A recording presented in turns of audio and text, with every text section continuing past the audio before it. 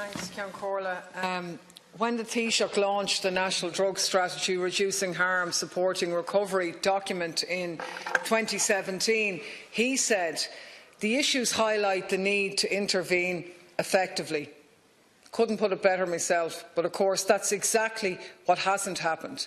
We have the policy, but no action and no resources to realise it. And I think in that sense, Deputy Collins's motion before the House today is a very good motion.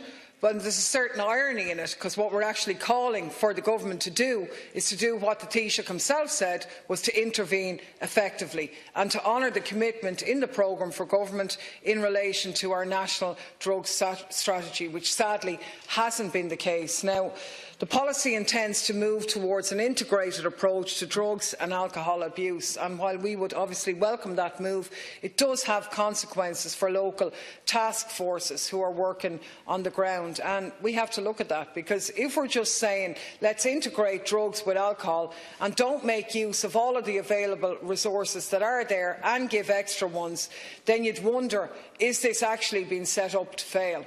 And we need to take account of the real experiences on the ground.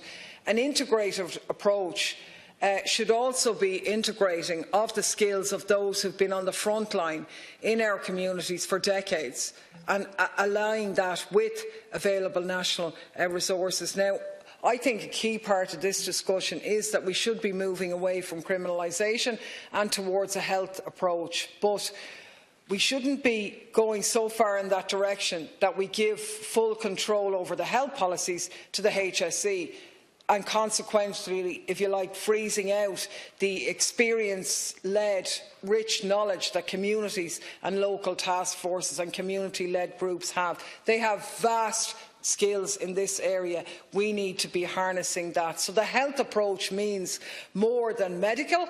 It means very much other medium and long-term strategies to reinforce health and well-being within our communities, and it means initiatives around education, training, retraining, jobs, life skills, the types of points that Mick made there earlier. There's absolutely no doubt about it that we need the authority and the resources of the health service to drive forward the strategy, but that's not happening at the moment, and instead we're in danger, I think, of throwing the baby out with the bathwater and excluding local groups, and that's one of the issues that this motion attempts to address. Now, the statistics speak for themselves.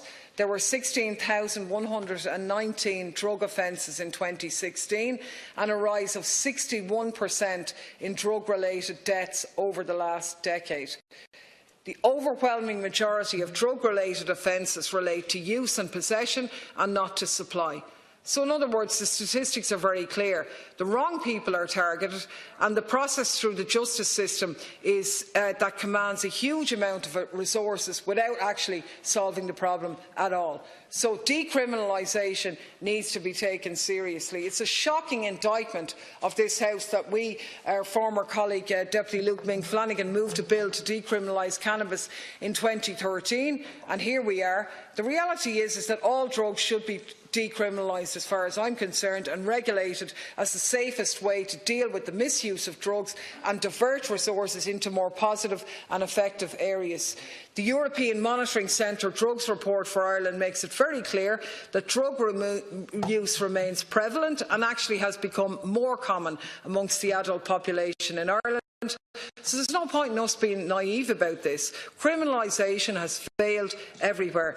In Ireland, over 13% of the poor regularly use cannabis, and there are almost 20,000 high-risk opioid users. So, as a society, we have been relying for a very long time on the voluntary community sector to provide local supports and services to high-risk opioid users. So, as a society, we have been relying for a very long time on the voluntary community sector to provide local supports and services, and we shouldn't forget that it was those people at the coalface who were responsible for highlighting a lot of these problems in the 80s in particular. But I go back to where I started. As the Taoiseach himself pointed out when he launched the strategy, the whole of our society is affected to some degree by drug use and abuse, the crime and health implications that result in it. So unless we put the resources and, I suppose, resource our communities to deal with this issue, then that interagency approach is not going to happen, and it has failed to date. So really what the motion is looking for